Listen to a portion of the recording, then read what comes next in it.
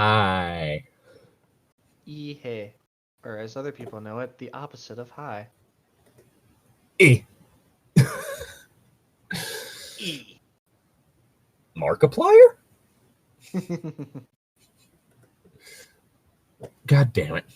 God damn it, Tom. Anyway, doing some RPG horror stories because these make me want to die slightly less.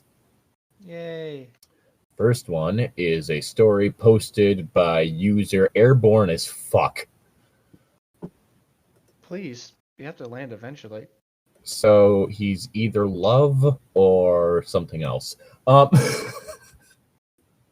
we're not allowed to directly mention. Dun-dun-dun. With the story Incels Ruin a Campaign. Content warning for sexual assault. 4 years ago, I, 17 years old at a time, male, joined a 5e D&D group that a friend of a friend invited me to. It consisted of about 5 dudes, 2 of the guys being local mega neckbeards. The setting was pirate themed. Oh no. And I decided since I haven't done this thing before, I'd try a new character as well. I rolled up a female tiefling bard, all character aspects brand new to me, and intended on playing her as a very minor demon spawn who wanted to have your typical adventures on Earth and spread chaotic influence through the populations of the islands they would visit through her music. Oh, go burn down the house of the local police! You're our fiddle-dee-dee. Oh no. Being a pirate is alright with me. Do what you want because a pirate is free. You are a pirate.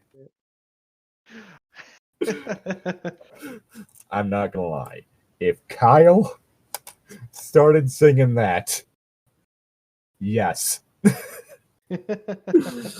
Just, what's Skelly Pettybones doing? Yar. This is my jam. This is indeed my jam. I'm just imagining because the whole thing is just her not being good at showing positive emotion, so her just kind of solemnly standing there, eyes closed, arms crossed, gently bobbing her head and tapping her foot in time. Oh god. Oh, did you see that I completed the line art for her? No. Want me to put a picture of that in there? Up to you, man. I have no strong feelings whatsoever.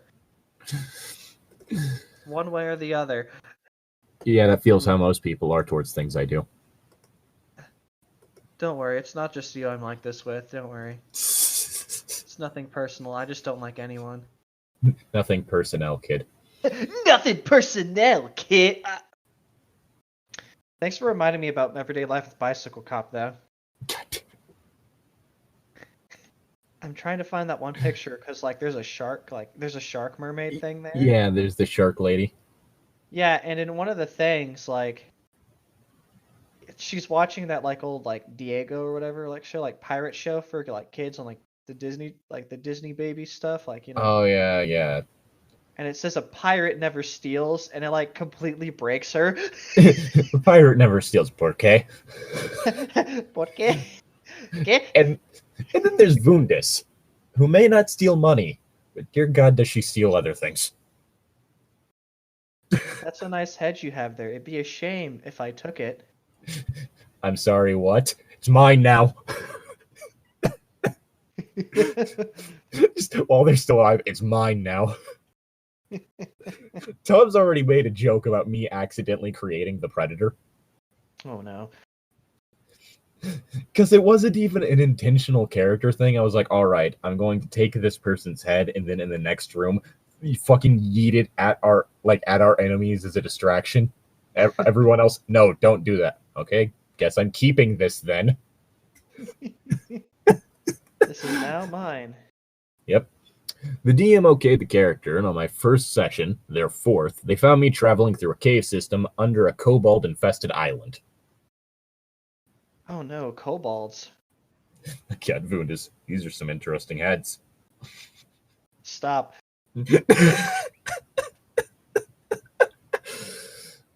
Dude, we already know that with how my rolls have been, she maybe get 2.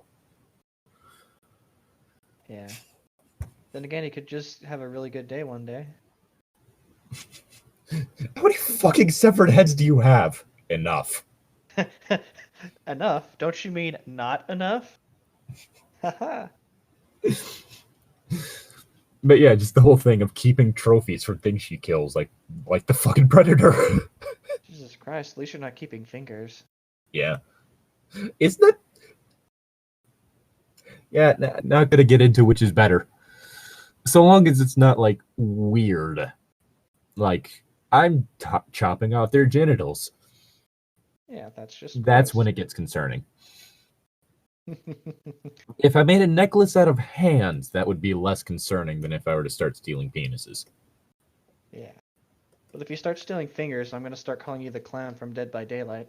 Oh, God. Because that dude collects fingers. Well, then. Anyway. One of the neckbeards mentioned earlier's immediate response to seeing me was to attack my character with his fighter and was only stopped when the wizard casted Hold Person on him. I'm going to hold this person real quick. Again, I'm just imagining like any of my character's responses to this.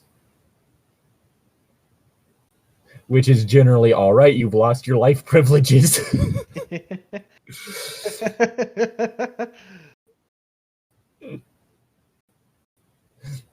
Not gonna lie, I think like the only reason Voon disrespects Cornelia is because of the fact that he got lucky.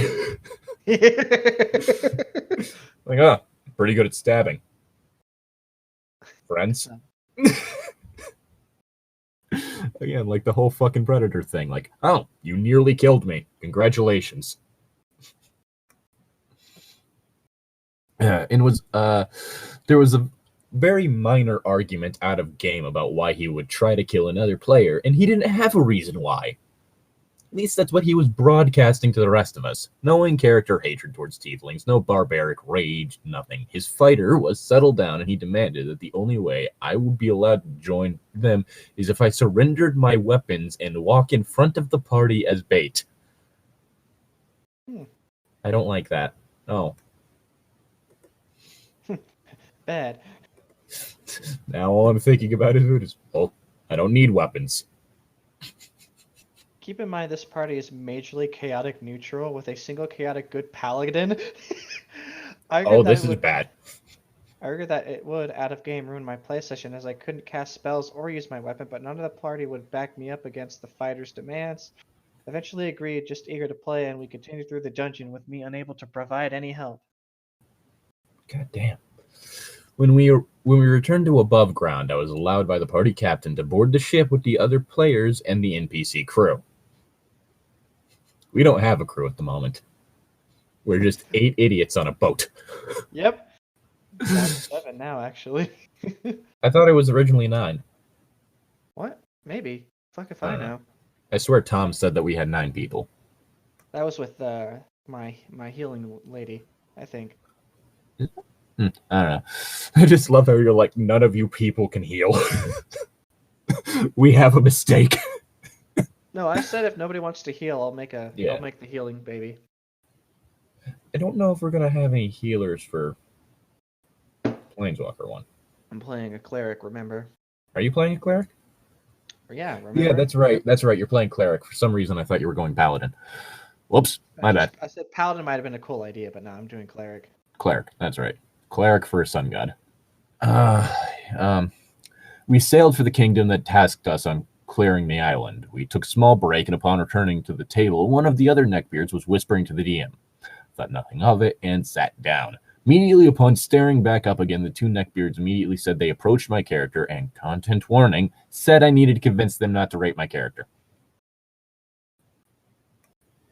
Someone's lost their living privileges. That's when you just say, all right, I'm out. I immediately rage and try to bite their heads off. That's a nice life you had there. It'd be a shame if you lost the privilege with it. Yeah, like, all I can think of is just any character I've ever created's like response to this. No.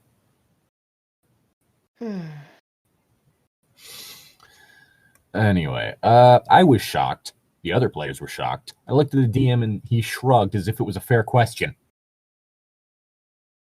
Yeah, other than going, "What the fuck?" and "Are you serious?" I didn't have much to say. They all, they said they were coincidentally an all-male crew, and they've been on the ocean for a month, and I was basically a succubus. What the fuck? Yeah, but now read your line. What the fuck? Was that a terrible joke? Yes. Am I sorry? No. Fucking hell. We argued out of game for a good 10 minutes, and the neckbeards and DM were eventually shouted down by the other players. I was sickened, but I thought that would be the end of their bullshit. Nope, the bullshit train just keeps going. That was the biggest creepy POS moment. Piece of shit. Piece of shit moment for the rest of the night. The DM kept putting negatives on my checks and made all NPCs immediately hostile towards me because we were in an anti-tiefling town. Fuck off. The pre-existing lore. Fuck off. Again, like, you at least have the explanation that some of the places are very much human only. I completely warned y'all that if y'all aren't human, everyone's gonna hate y'all. And y'all all decide to be non-humans. Yes, because apparently I was just looking for an excuse to kill people. I'm just imagining I just want to kill people. I don't know. I'm just imagining a bar fight involving Vundus and like kills one of the people in the bar. It's just like rips off their head, sets it on the bar. All right, who's next? Just very calmly, like, okay.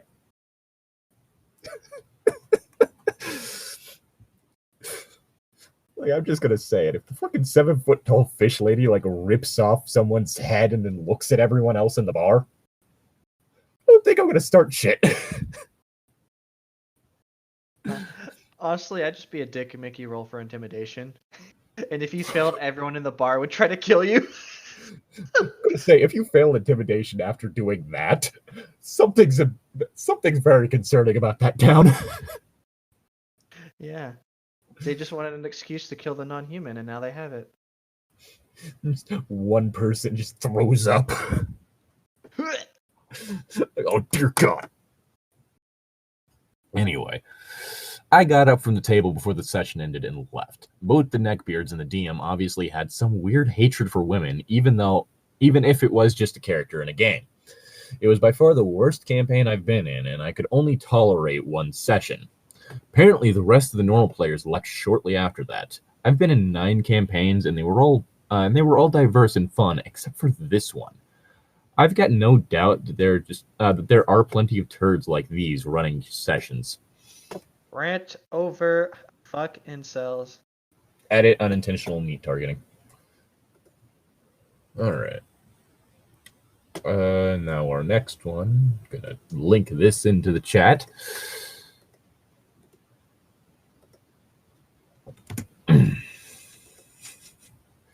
When your DM makes a lust room, it's time to leave. Yeah. It does not say who this is by. Who is this by? It's by a fucking Catastrophic Cleric 2. Oh wait, no, yeah, okay. Posted by Catastrophic Cleric. 2 months ago. Catastrophic Cleric 2. No, it's Catastrophic. And that's not a 2 in their name. That's how many months ago it was posted.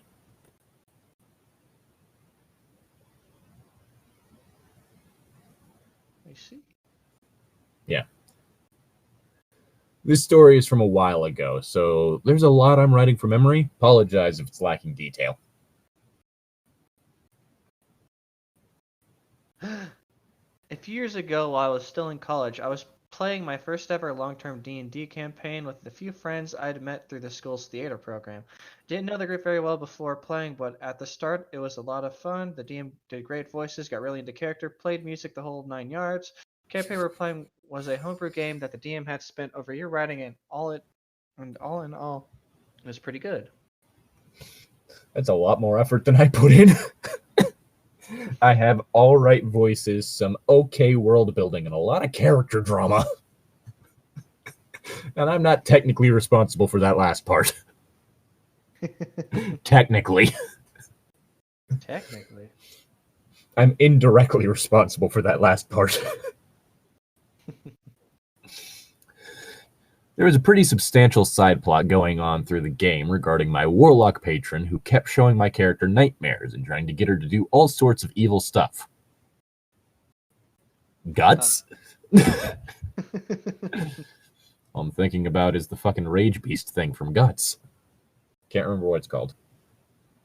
But it's that weird wolf thing who keeps showing like guts, like horrific, violent, and like sexual imagery. Anyway, you know, classic warlock things. But I was playing a hero and did a pretty good job resisting turning to the dark side. I got to a point late in the game that me and my party really wanted to kill my patron, for a number of reasons, but mostly because my character wanted the nagging voice out of her head. God, this voice is so annoying. Skipping ahead to the later levels, we found ourselves trapped in the same plane as my patron, who promises to let us leave if we do a job for her. We do, sort of, choosing to follow the letter of what she asks rather than the spirit. Needless to say, my patron wasn't happy and decided to trap us in her lair, which is basically a series of rooms each meant to represent the 7 deadly sins. If you don't know, the sins include pride, greed, envy, gluttony, wrath, sloth, and lust. Oh boy. Also, no, my thinking is just like one of the fucking things in like one of my stories of like, all right, I want you to help her. All right, therapy it is.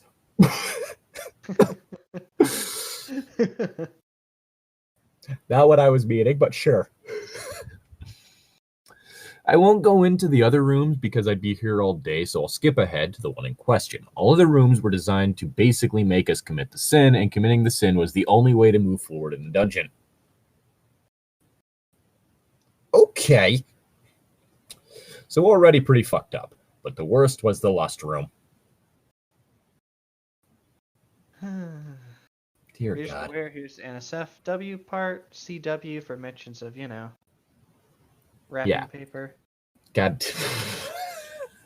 Wrapping presents. Let me say again that I was still relatively new at the time, and given the situation now, I know I would have handled it differently. But I didn't know at the time how abnormal this was for the game. We enter the room to find it's empty except for a bed that has a woman chained to the middle. First reaction first is to unchain her, which I tried to do with my lockpicks. Doesn't work, so our paladin tries to break the chains and the bed. Doesn't work. The one on the bed is crying, asking us to let her go, etc. But we tried our best, but the demon has this evil look in his eyes, and we can all see where this is going. I don't like this. I stabbed the girl in the heart. I really don't like. What the fuck? Like, if she's dead, she won't have to do this. Yeah, like what I would end up doing if I were for some reason doing this is have it to where no, it's someone trying. It's like, I don't know, it like almost like you walked into a fucking brothel and you have like all these different like people trying to seduce you. Yeah. It was like the last room was like I don't know, like fucking sloth, and there was just like a fucking bed in the middle. But yeah, like, sleep. But yeah, like the fucking lust room, I wouldn't have it to where it's like someone chained to a fucking bed. I'd have it to where it's like something that's meant to tempt you into lust. I would have done it in a really awkward way. Like it would have been very dark in the room. Some candles would have lit up, and there'd be a man on the bed, and just be like, "Ah, you're here." And then he would have just like stripped himself in like 1 second, and then starts charging at the party. Dear God, that's terrifying. He would have been very weak, though. It would have been like he could force anyone down. It would have been like he tried to jump on you and just like, "Come on, let's go." Oh God, that makes me uncomfortable. Exactly. It's uncomfortable, but But yeah, like what I would have ended up going for is something that's meant to like quote unquote tempt the party. So it's a whole thing of like you go from like the one room of like rage or what like wrath or whatever, and then all of a sudden you're like, "Hey, you in a fucking brothel? What's going on here?" It's like the fucking perfume, and you got like stairs leading up like up to an upper level and shit like that, and you got like a whole bunch of like fucking like prostitutes and gigolos like all over the fucking place, just like trying to like seduce the party, like, "Hey, I can show you a good time," shit like that. Like I wouldn't. Here, there's a lady chained to a bed. Very bad. Do not do that. Like, what the actual fuck? And like again, I wouldn't do like a fucking lust room or like a fucking like that sort of shit. But again, if I were going to, I wouldn't do it like this fucking way. Because if you're supposed to do a thing that's supposed to like cause people to commit the sin, do it in a way of like fucking tempting them. Don't do it in a fucking like. Ugh, I hate it. Yeah. Very, Like the very bad. sloth, Do not do. like the sloth one. Have it to where like it's a whole bunch of things of like everything's ridiculously complicated, and so it's just like just kind of like demotivate the party, and that's what gets them through, or something like that. Yeah. Do you really want to leave? This bed's really comfortable. You could at least stay God. for a while longer. The door just has like this ridiculously complicated series of puzzle locks, and then there's just a bed. It's like a really fucking nice bed too. Yeah. Oh god, I was getting pretty frustrated at this point. I was the only girl in the group, and you can bet your ass I wasn't okay with what was going on. No one else at the table was, but I was the most vocal. I spent the next 30 minutes telling my DM that I wasn't going to rape anyone, and we weren't going to kill her if it meant dying in the and if it meant dying in the room, then so be it. Eventually, he said fine, and that the woman on the bed agreed and was willing, but that one of us would still had to have sex with her.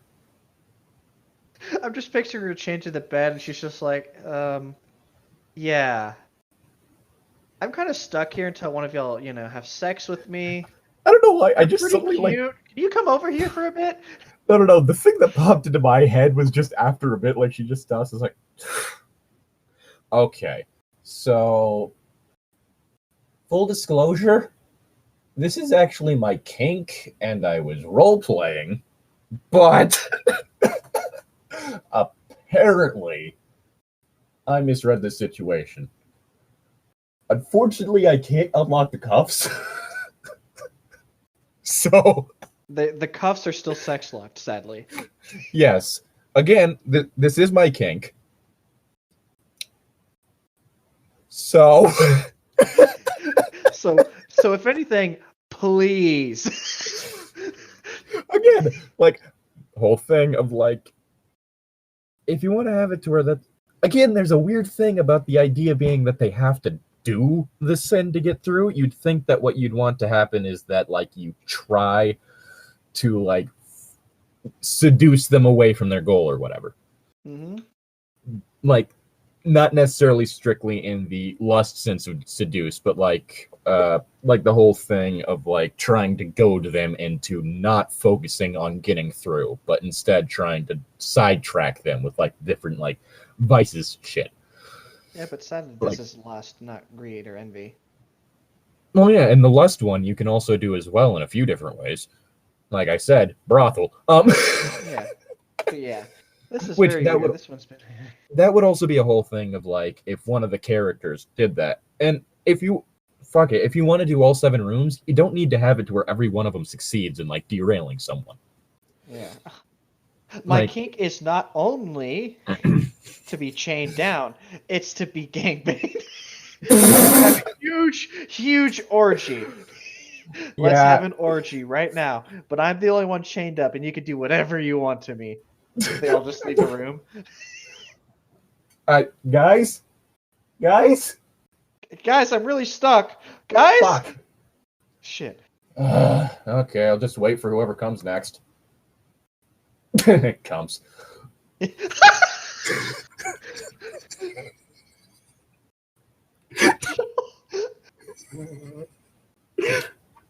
I'm not apologizing. You don't need to.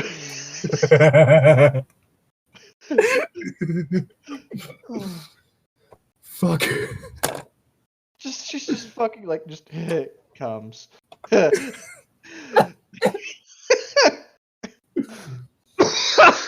Oh god, you're gonna kill me, dude.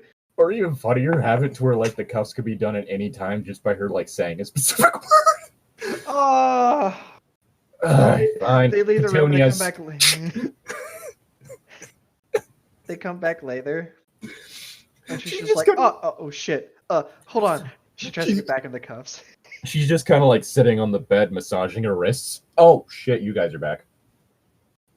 You didn't see anything. Just gets back in the cuffs. Just fuck. Shit. Can you guys bind my ankles, please?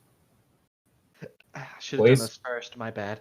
Guys, why are you leaving again? Come back. Anyway, your line. Yeah. What's my line again? Dab. We did so we could get the hell out of that room and have it done with, but the whole experience has stuck with me. Wish at that time I know better and felt more comfortable telling the DM off and leaving and never going back. Unfortunately, I didn't, and even played together with him as players in a new game for another year and change. Hold on. What? Fortunately, I did, and even played together with him as players in a new game for another year and change until another year and change until his terrible behavior finally hit a breaking point. Thankfully, we're no longer on speaking terms. Yeah, it's a whole thing of like, you didn't do this shit. You gotta make it like some fucked up assault fantasy.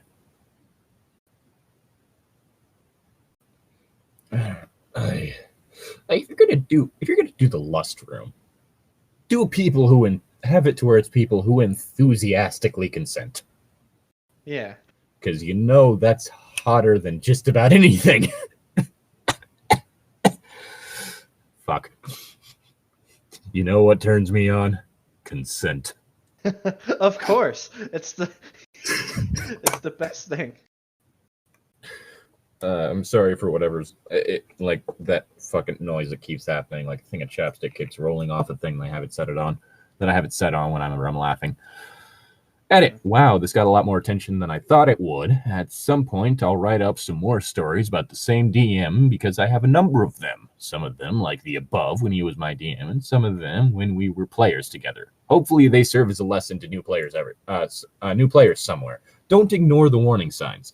The issues probably won't go away if you just overlook them. Of course not. I think they're getting away with it. Which I'm going to look at their page. Look at their page to see if they have. They've got 2 more stories. But not going to do those today. Let me make sure I have this one bookmarked. Up. There we go. Bookmark. There we go. All right, and now the final story.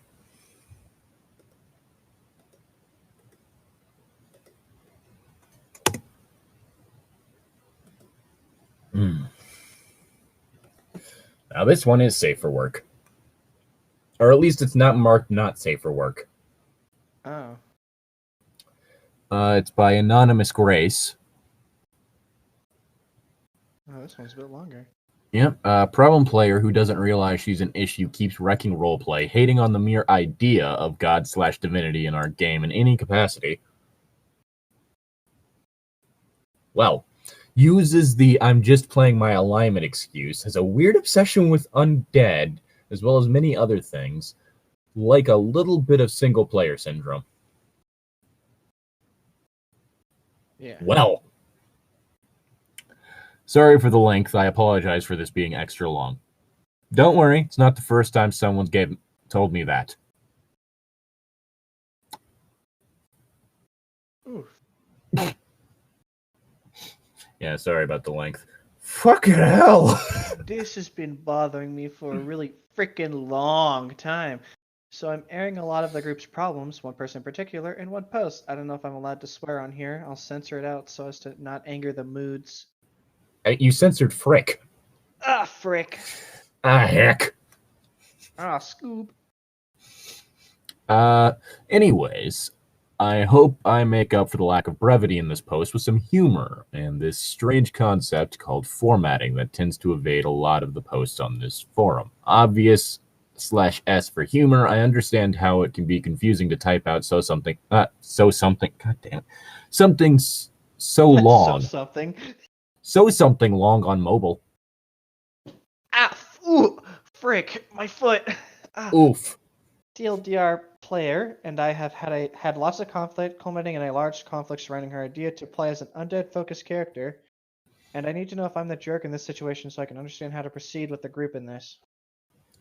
Mephistopheles and Wildern, if you're reading this, feel free to comment below if I misinterpreted or forgot anything. So we have this one player in our group whom I shall call R.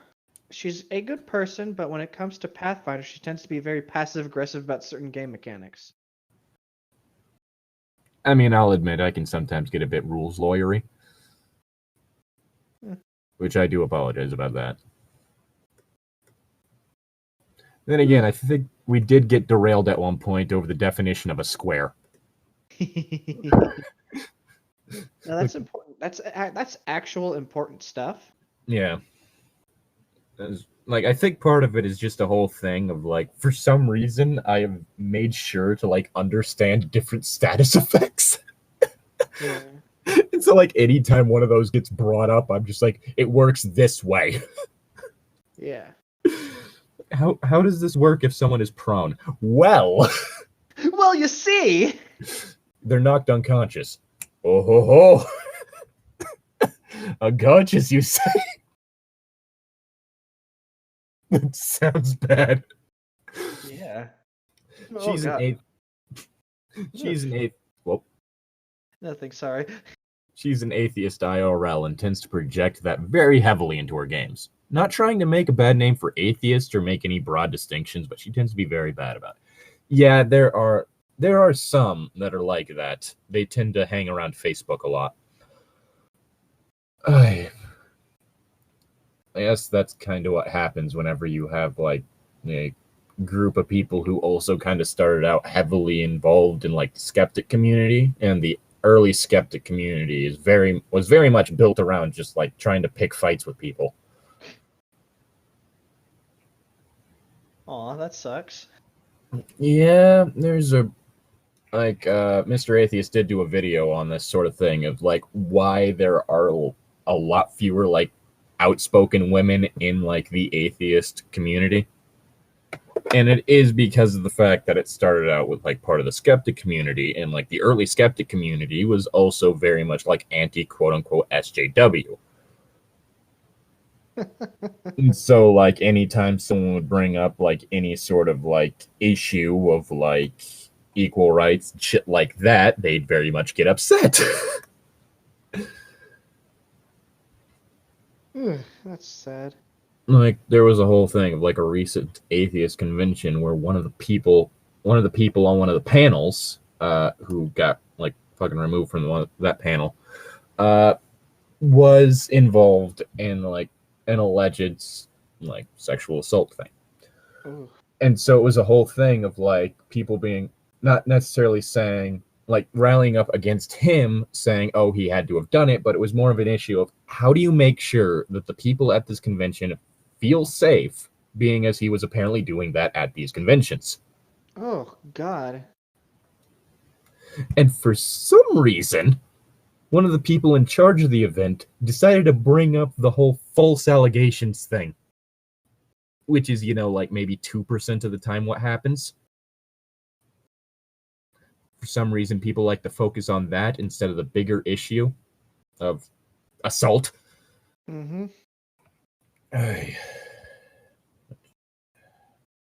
Don't fucking start an argument in the comments about this shit. I'm really not in the mood ever for that. We don't have enough people for that. I hope. Anyone who does start try to start something will have their comments removed. And I'll never forgive them. Like, I will fucking remove comments. Anyway, she hates it when players play gods that require them to do something specific or follow a strict code of ethics. I remember how, in one of our campaigns, we came across a tower that was surrounded by skeletons that appeared to be in a sort of trance. It was in our way, so I, the party cleric / gunslinger... Oh, right, because Pathfinder, right. Gun cleric. It is I, the gun cleric! Pharasma suggested we fight through the relatively unguarded tower entrance, stage through the door, and use the choke point to kill all the skeletons, as they are mindless undead and will just charge in through the door so we can just pick them off.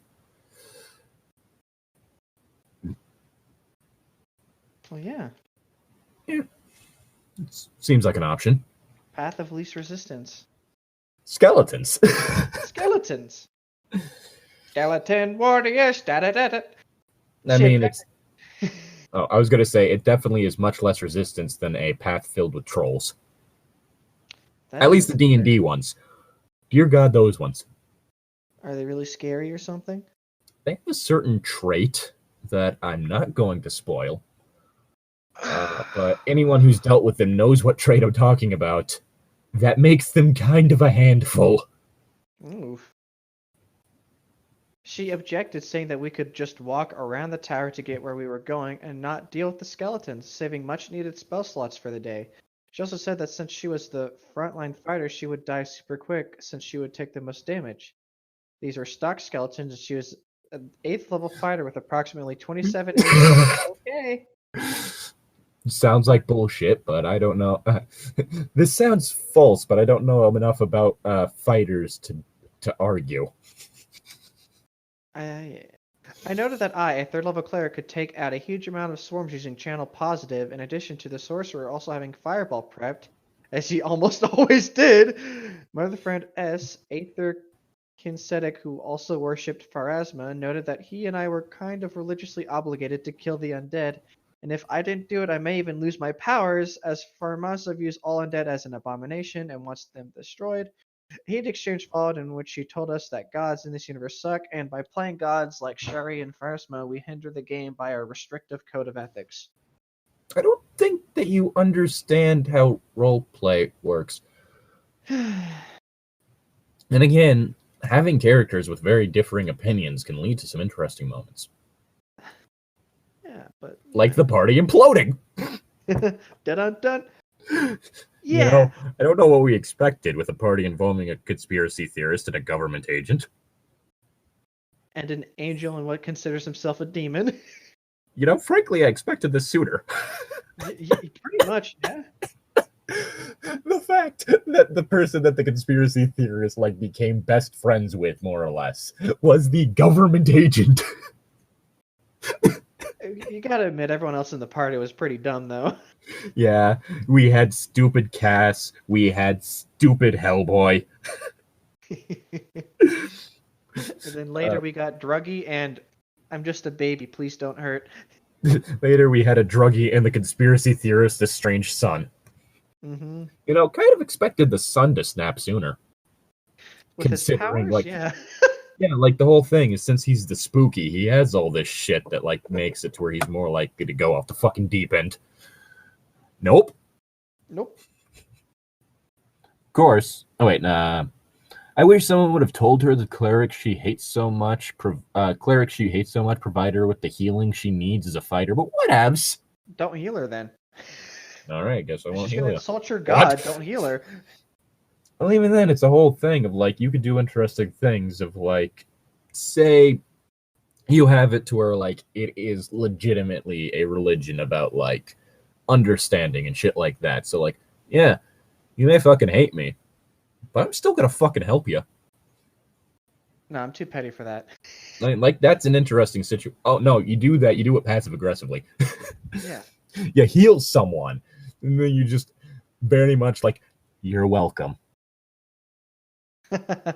They're on the ground. You just lean in. You're welcome. Stand back up. Walk off. Don't even help them up. Yep. Of course, the GM at the time, A, stepped in and decided to quickly resolve the situation by letting us look behind the screen, which is really saying something as he keeps the screen and its contents secure at any cost. Getting mad if we walk too close to it or seem like we're trying to look over it. Saying that we had to climb the tower and fight the guy inside to progress the plot. It was nice to have my strategy vindicated and my divine status affirmed. A temporary victory. However, this has still left the larger problem unsolved, which is probably what caused the huge problem to snowball and blow up recently. In character, she can be pretty bad too. She practices one of my worst pet peeves, the I'm just playing my alignment excuse. Yeah, like similar to my Rure's just a dick card. Yeah, but there's a difference between that and this. The I'm just playing my alignment thing is more a thing of like I consider the alignment to be more of a loose thing in regards to like the character's personality. Yeah. Like, I think that playing the character's personality is more important than worrying strictly about the alignment. Hell, you can have it to where that personality causes them to do some things that go against their alignment because of like the situation they're in. Yeah.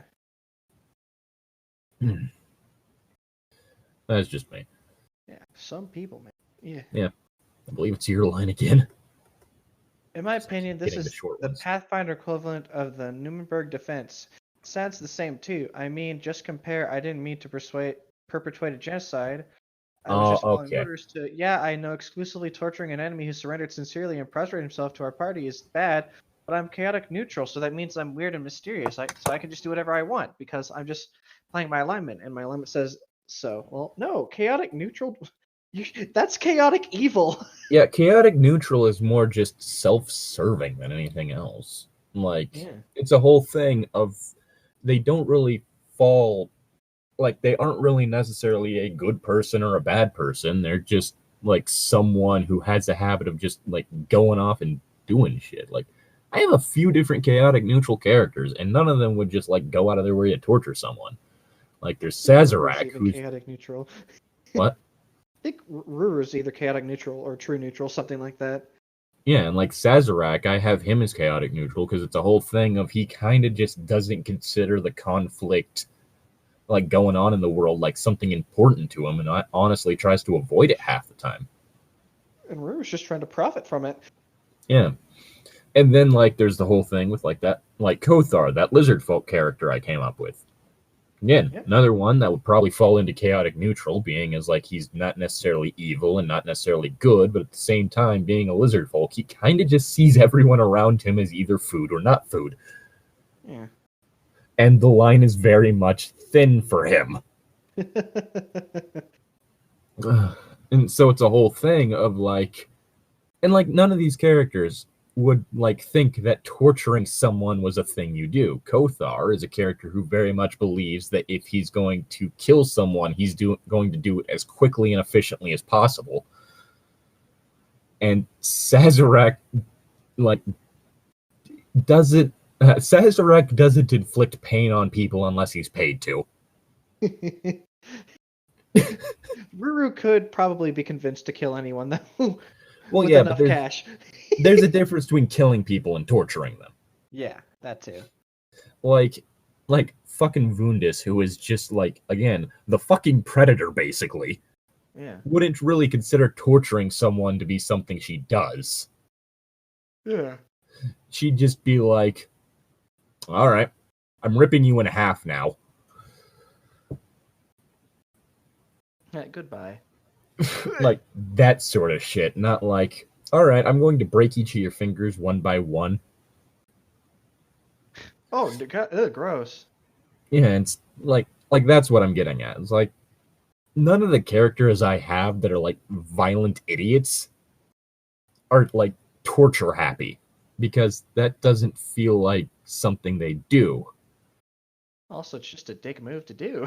Yeah, like the only reason you'd have a character who likes trying to torture people is possibly because, I don't know, maybe a former member of like an Inquisition or something who would use it to try and get information, and so that's just something that's kind of ingrained in their character as something they would do. Yeah. And possibly have that as something that they're starting to realize is a really bad thing, and so it's a habit that they're trying to kick. Yeah. Oh god, just capturing someone. All right, so where's the enemy band? I'm not telling you. I'm getting the hammer. Wait, no, stop him! Or like not even saying I'm getting the hammer, just I turn around and grab a hammer. Everyone else just stop him. Again, something that's more for the sake of serving the story or the character. Not something because I want to torture people. That's a bad thing. Don't torture people. Yeah. I hate it when players think this is a valid defense for when they do something bad. I've had several examples of this behavior in my group, which I'd like to talk about, but the story's getting way too long anyway, so I'll write it in another post if you're all interested in hearing it.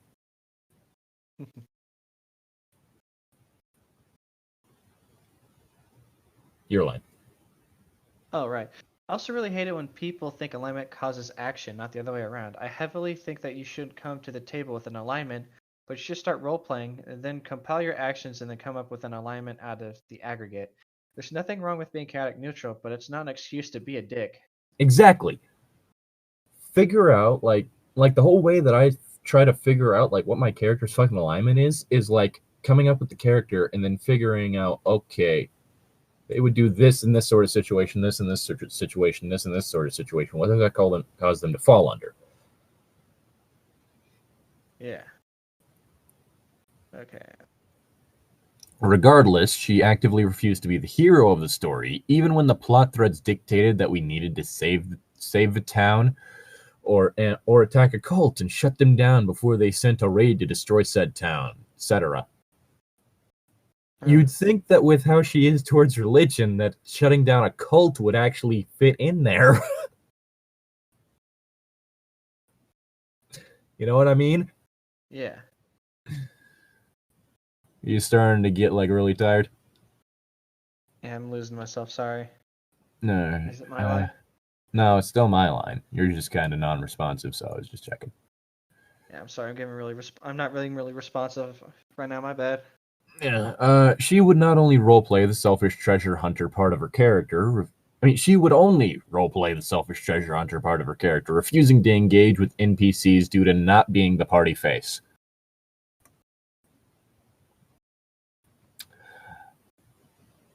¿Por qué? Rise. I don't gotta respond to stupid people. Yeah, like fucking like hell. Technically speaking, Sazarak's the party face in her current D&D campaign, and he's not the only person talking to NPCs. Oh no, even Ruru speaks to people sometimes. Yeah, sometimes it's because Sazarak makes her do it, but that's besides the point. I mean, you weren't there when she tried to get that, potion to fuck with another person in the party. Yeah. Rise of the Rune Lords turned out to be quite a mess with stuff like, I don't want to fight the Skin Saw cult, there's no money in it for me. Again, if you're going to play a character who doesn't like religions, why would they be against taking down a cult? Mm-hmm. The rest of the party, of course, said, fuck the money. That seems messy and painful, but okay. They've got a grasp on the government and have used their elite status to go undetected while creating a shadowy cult that is actively killing people. Scientology? Really? They're killing people? Alternatively, Mormonism? What? You know what? I don't want to get into this right now, actually. Let's just move on. Jehovah's Witnesses? My dad? I'm sorry, I just immediately was like, shit, what cults can I name? To which she famously replied, Okay, and I'm chaotic neutral. Why would I care? What vested interest do I have? Meanwhile, Ruru would have been like, what? We could save people and make money. There's no problem with that.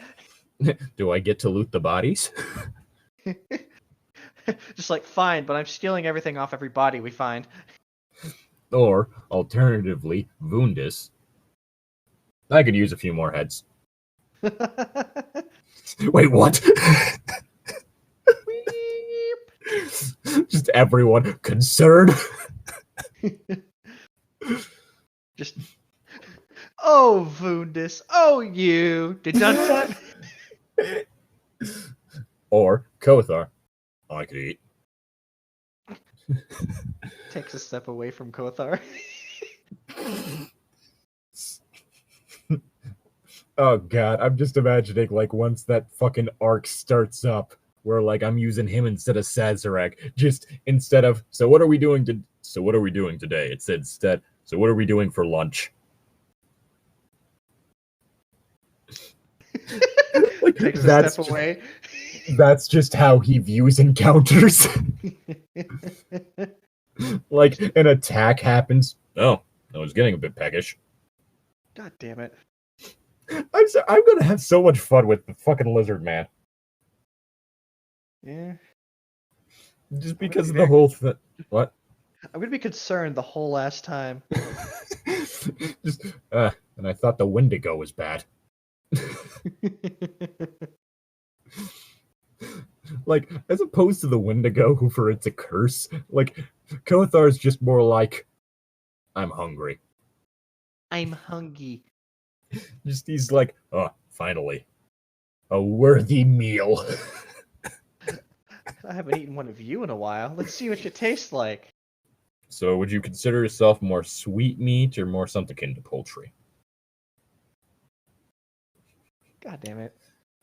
Are you light meat or dark meat? Very concerned orc. Ah.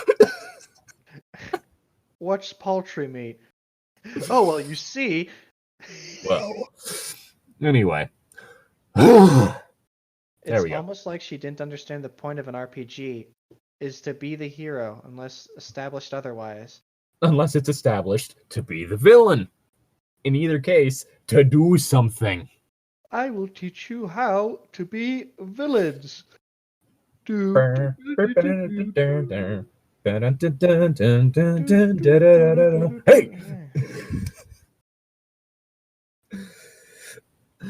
Oh god, now I'm just thinking of that one thing I showed you where it was that overlaid with the with Awaken My Masters. Yeah. Yeah. God, that fucking sounds amazing. Anyway, I also hated how she had the same I want to play the same character over and over again syndrome. Oh no. Yeah, I just accidentally play two female barbarians who both have the brawny feat You do the same stats. and have axes. But do they act the same? Do they axe the same? I mean, not heck. Well, because like I'm talking about Drusilla and Vundus. Like Drusilla was more of a I'll take meat from things I kill as like a snack later. Like the leg of the giant elk. Or like when she started out and just like saw that crab on the beach and grabbed it and ate it. Mm-hmm. Vundus is instead very much an in the moment kind of person. Oh. Who has a habit of just I think part of it is the fact that Drusilla is very much more cautious than Vundus. Drusilla thinks ahead. Vundus is more like, well, gotta deal with this. This is my life now. I want you to scare this person. Time to rush at them headlong. I Like mean, that sort of thing. out for you though. Yes, because someone got a nat 20. No, wait, didn't he get 2? He got 2 that campaign, but I think he only had 1 on you, maybe. Yeah, I think it was 1 nat 20 and 1 like other ridiculously high roll. Yeah. And then lucked out with damage. Yeah. So, like, because he straight up said that if I hit him again, he would have been knocked down. Mm-hmm. But anyway. But yeah, so, okay, yeah, like, at the very least, Drusilla and Vundus are distinct enough. Also, Drusilla seemed legitimately upset when the child got hurt. Yeah. Hence why she tried to strangle a kobold. Whereas Vundus is just more of a, like, independent, the strong must fear the weak, or like an independent survival of the fittest type person. Mm-hmm. Anyway, her first character was a druid with a badger companion named Ash, like the Pokemon, like the tree. And once her badger died, which was kind of her fault, she ran outside to defend the horses when the party was attacked by dire bears on her watch. She failed the perception check, then blamed the party for not noticing. You failed the perception check, though. In helping her fight the bears, even though I, the Heavens Oracle, came out to try and help her, but whatevs, you could probably see the trend right now. She ran into the woods and basically exited stage left and rolled up a fighter. Fighter was a cheesy step-up build named Arthas, He was the same thing, chaotic neutral, and only concerned about treasure and some twist idea of what chaotic neutral even meant. Oh, God. So, a treasure-concerned druid seems a bit off. Yeah, they're supposed to be the nature lovers one. Yeah. Oh, I want to make a druid that's sole purpose is to steal treasure back from adventurers and put it back where it belongs. All I'm thinking about is this one running joke in Oxventure now. Of, like, the character of Dob, who's an half-orc bard who does not care about money at all. Oh. In, like, the latest thing, there's literally a moment where he's just, like, one of the people at, like, this, like, museum that they're trying to steal from, like, helps him out, and he just goes, here's a little something for your here's a little something for your trouble. I then proceed to hand him any and all gold I have on my person. And then it's Nice. the second session, like, it stated that Dob threw all of the stuff they earned from the previous one into a lake. Why? He said for safekeeping, but everyone was like, why would you do that? No. But that's just like a running joke, and so at one point it was like, yeah, apparently Dob's just trying to destroy capitalism. But again, like, the Ox Venture is very much like a mostly goofy campaign, so like shit like that works because all the characters are kind of idiots, and the whole idea of like a treasure obsessed pirate being stuck with this orc who keeps throwing away all their treasure is kind of funny. Why did you throw away the treasure? Why would I not? Like, there was a joke about, like, with the first lake that, like, he did have a map to that lake, but he threw that in a different lake. God damn it. But again, that kind of thing works for that character. It's fucking funny. Yeah. Like, I do honestly think that the Ox Venture is a good example of like a good like comedic campaign. Let's see. Then we started playing Jade Regent, and she originally she rolled up a cheesy storm druid named Hemlock, like the plant. Uh, hmm. With the dazzling spell feat. Sometime later, she made that character exit stage left as well. Then rolling up a new character, a sticky fighter named Artis. Again? Por qué? She had several characters over the years, always alternating between a fighter and a druid, but the others weren't notable enough to mention. If you can sense the pattern, you'll understand my main issue with how the same issues with her came up over and over again, despite others gently pointing it out and calling out her shit. Yeah, that's. I'm gonna have a plant. I'm gonna have a druid named after a plant, and then I'm gonna have a fighter named Artis. I'm gonna have a druid named after a plant, then a fighter named Artis. That's a bit weird. Yeah. Anyways, I should probably If I wrap was part of this. that campaign, I would have named my character Artis. I roll up a new character. Ooh, what are you gonna name it? Artis. No. I'm imagining you already have the character named Artis. Oh. And so, like, when she says she's gonna roll a new character, oh, she's gonna name it. Just staring at her. She names it Artie. Well, we're waiting. Anyways, I should probably wrap this up in, as it's becoming longer and longer as I write it out. So I will fast forward till the to the end. The most heinous and most recent series of event in which I started jamming my own rendition of Rise of the Rune Lords. I had some obligations with my family some weekends, so on the weekends that I couldn't run Rise, A and S would co-jam the Hell's Rebels adventure pass so the group could have something to play, and hopefully it could become a mainstay, which it eventually did, where we would play on alternating weekends. So for Hell's Rebels, R came up with a new character in which he got somewhat better at over time. This time, coming up with an oracle, a nobleman. Two important notes about this character. One, this character was male despite R herself being a girl. This was especially upsetting to me because I, A closeted trans girl had received immense amount of flack from group members about playing female characters, but I could just play multiple male characters with no consequence despite R herself criticizing me for doing so. The fuck? Yeah, you're already with some bad people there. Yeah. Shit, sorry you had to deal with that. Mm-hmm. Uh, That just shit. sucks. Ugh. Yeah, like this is the whole thing is like with trans people, like with a lot of people like trying to like figure out their identity. Like shit like this can help. Like someone who is like a closeted trans person playing like a character of their gender. That can fucking help. But fucking hell. Insert any jokes you want about me flipping back and forth between playing male and female characters. Insert jokes about me playing only females. Yes, as we all know. No, not gonna go there. Not gonna go there. Not a good As joke we right all now. know, I'm secretly a woman.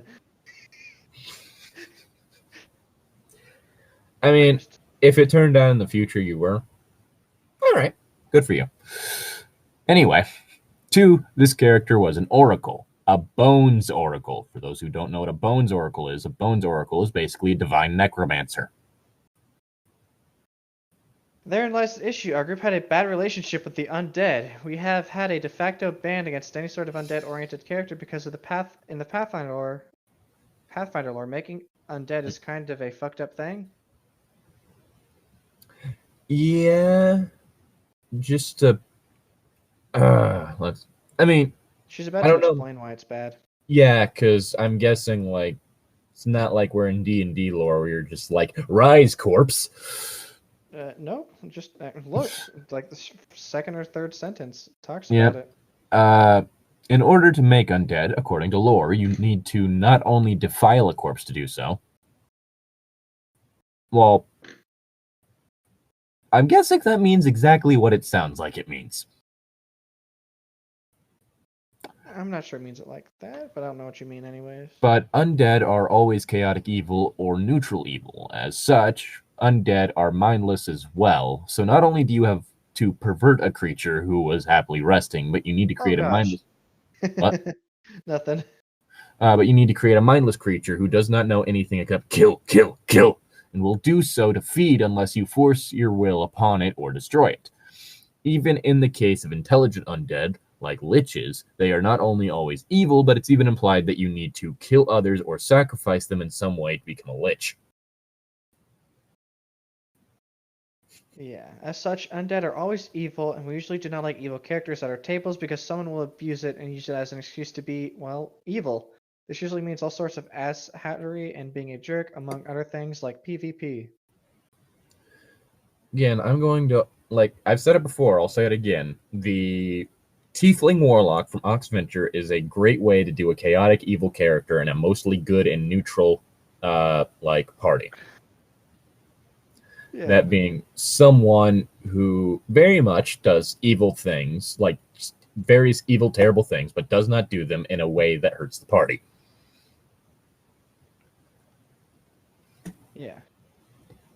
Like Prudence, evil character, fucking hilarious character too. Works for the better, works in ways that try to do things that are best for the party, even if sometimes she tricks someone into, sometimes she tricks a party member into thinking that a chest full of spiders is in fact a chest full of gold. Oh yeah, that moment was funny. Yeah. So to avoid these problems, we have the ban. Now, R wants to upseat that ban, that group has for good reason, so that she, who has been known for being an asshat, can play a Bones Oracle and create undead. Yeah. Oh, and she wants to be a true neutral. Despite the fact that she'll be creating undead all the time, creating undead once in a pinch to help you and destroying it immediately is fine. But the issue is that she wants to do this horribly evil act repeatedly and not have any negative alignment repercussions. Again, based on what has been said about Pathfinder lore, yeah, that does seem to be more of an evil thing, unlike like what you could do in D&D with like a neutral like necromancer who's more like, well, they weren't using their body. Yeah. So they weren't using their body, so who cares? Which, yeah, that is a whole thing of, yeah, if you're going off of a setting in which like necromancy is like legitimately a horrific evil thing, yeah, probably shouldn't be like, oh, I'm a neutral character doing it. If you are in a whole thing of just like the character sees like necromancy as more of a pragmatic solution to a problem, but this is stuff Wow. that does depend on the setting, and based on what they're saying, it is very much a setting that lines up with Pathfinder lore as opposed to like any custom lore that a person might be doing. Yeah. So yeah, in this case, it does seem that that is kind of a problem. Also, the fact that R does seem to be a bit of an asshole. Yeah. She also wants there to be no roleplay repercussions either, despite the fact that an uneducated commoners would be fairly scared by someone who can create zombies and have them come out of the fucking ground in the middle of the street. Why was there a body buried there? Yeah. Who knows? Yeah. It's yeah. Ugh.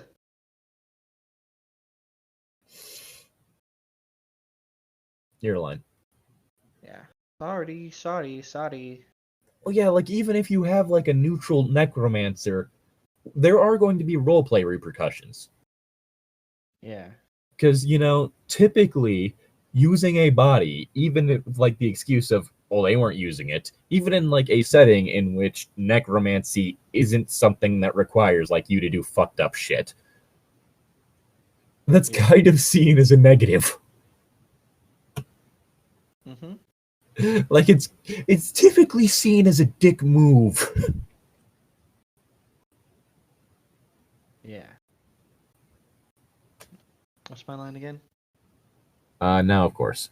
Now, of course, there was an argument in the group about this. The worst part is that the only session they made characters, I wasn't there, so she was able to sway the group to her side. I was really excited to be a player character for once, and I really wanted to be a paladin of Serenity. But because she hates undead, the party has to now bend around R's character to make it work for her.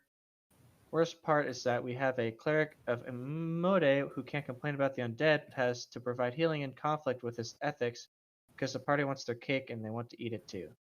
Worst part is that the entire group jumped to her defense on this. Try explaining this was a bad idea using the points I've laid out here, but I got talking lints from them saying stuff like, Well, if she gets consent from a person like an angry soul, what if she gets consent from a person like an angry soul to make them undead? that's a resurrection spell, and create undead, there is no soul involved. Similar souls do not exist on the material plane. They float to one of the 9 alignments base planes after death. Okay, well, what? But do you want me to have everyone have repercussions? Should I make the fighter break his wrist if he swings too many times in one day? Again, I think like there would be roleplay repercussions for playing a necromancer in general, just because of the fact that if the general populace finds out that you're a necromancer, it can kind of cause people to look at you a bit differently. A fighter swinging his sword is not inherently evil. Making undead is. There should be consequences for repeatedly doing evil things, not for doing your job. Like again, I don't see necromancy itself as inherently evil, but if you are working in a situation, in which the world building states that necromancy requires you to do fuck up shit to a corpse, that's a different thing. Yeah. Oh god. It's not even a real soul, though. Undead are created by shoving negative energy souls into bodies to animate them. So you're not torturing a soul. What? Apparently, that's a point that was made. That's weird. Yeah. That's. Ugh. Wait, you just said that's not how Create Undead works, and also even if that was how it worked, you No, no, still have. no. Two above that. Isn't that more of the reason to say that they are evil and abominations that should be destroyed? Okay, not necessarily in that one. I will say that is not necessarily a reason to say that they are like evil abominations that should be destroyed. Yeah. Like just because just saying negative energy could mean just about anything. Well, it's a city in rebellion, so there will be plenty of restless souls to use for undead. Wait, you just said that's not how create undead works, and also even if that was how it worked, you still have to violate a resting soul. So okay, You just let her play it and see how it goes. see literally everything above. So, in conclusion, am I the jerk here for attempting to regulate her character choices? Is she the problem player? If so, what should I do? Regardless, do you have any advice? Anyways, thanks in advance. Um, yeah, like the whole thing, I will say, the whole thing of how she views religion in terms of the game is a bit dodgy. Um, And this kind of player playing a necromancer does seem like a bad idea because that seems like someone who's going to use it as an excuse to just like make corpses do a bunch of fucked up shit. However, I don't see the idea of a player themselves just playing a necromancer bad. This seems to be more of just an issue of they are a person who probably shouldn't themselves be playing a necromancer. Yeah. Like it seems to be like yes, they are a problem player, but the necromancy itself is not necessarily a problem. Yeah. Also, but that's just me. Like your mileage may vary on that one, but then again, I'm also You're also sus. yeah. Also, I guess one person kind of clean kind of clears it up here. If this was r/am I the asshole, I'd say everyone sucks here. The atheist thing is super edgelord, and the general rules are clearly stupid. She seems like she's annoying and at fault for most of what she's written. However, wanting her character to actually have motivation to do things makes sense. This is actually great roleplay. It seems like you conceptualize RPGs as games where everyone plays good guys and follows the plot regardless of what their character is actually like. This isn't objectively good or correct. Actually, it seems like you're assuming a lot of rules about RPG games that aren't rules at all. Games basically revolve around making stuff up, and it's up to the group what constraints to put on that. Having some complications and characters with complex motives can add a lot of richness to the story. They tend to be more open-minded about that in general. If your group is against playing with undead or against any of the things she does, then as a group you need to agree to restrict those things. If the group is divided, then you need to have a conversation about it. If the group is okay with it, not sure how her swaying them to her side is a bad thing, including if they have been convinced by her that it would be fun, then you're not in the right. Either adapt to the group or leave. My harsh tone aside, these don't really strike me as monumental issues. I empathize with her behavior. I empathize that her behavior is really annoying to you, but I feel like you might be failing to understand where she might be coming from and communicate calmly and effectively about her decisions and logic behind them. I think you could translate a lot of your anger into curiosity and maybe come away with this with a better environment and maybe a cooler game. I would encourage you to let go of hard rules and to instead try to figure out what's best on argument alone.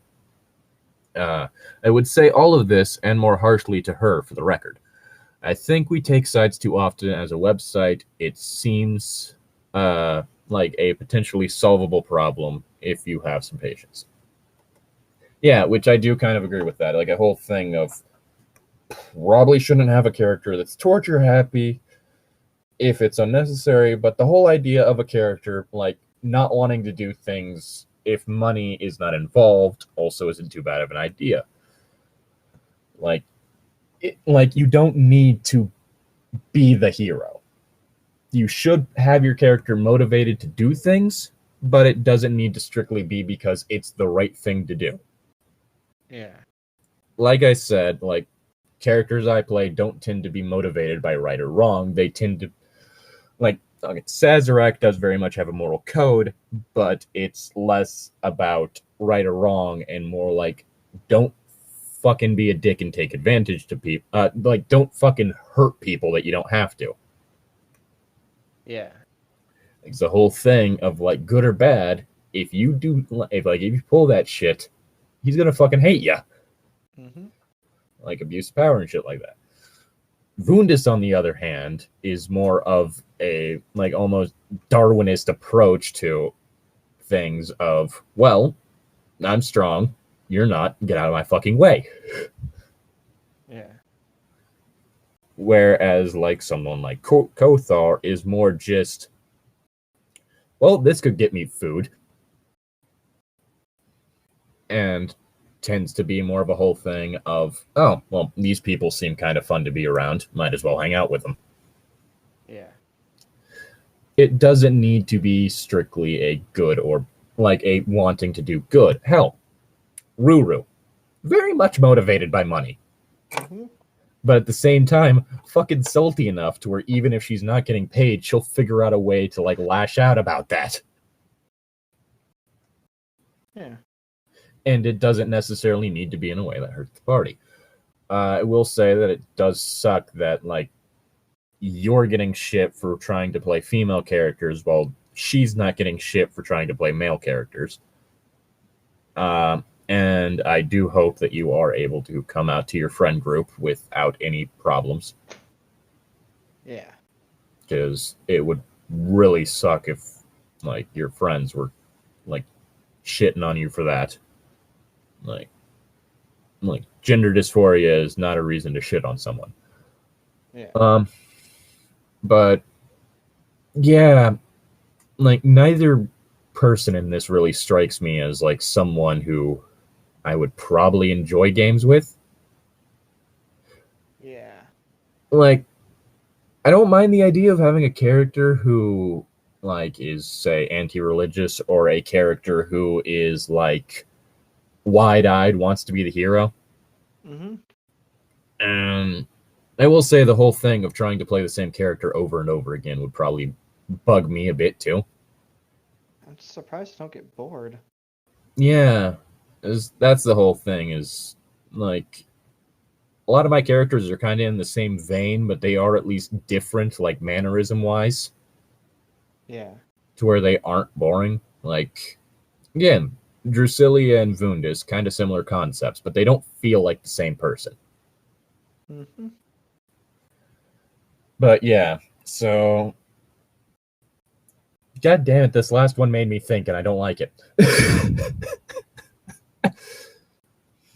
Well, Anyway, we're not going to get anywhere if we're just going to think all day. I mean, hope I do, but special thank you to Destiny Baird for supporting us on Patreon. If you like what we do and would like to support us, then consider going down to that link in the description and donating to our Patreon. A couple little fun perks that you can use there, and it is just like a nice way to help out the channel. You don't have to donate a lot; you can donate whatever you want, really.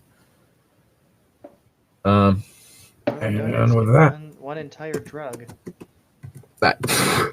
Yeah, I need that fucking Adderall. My focus has been shit recently. Special thank you as well to Longreach Jones.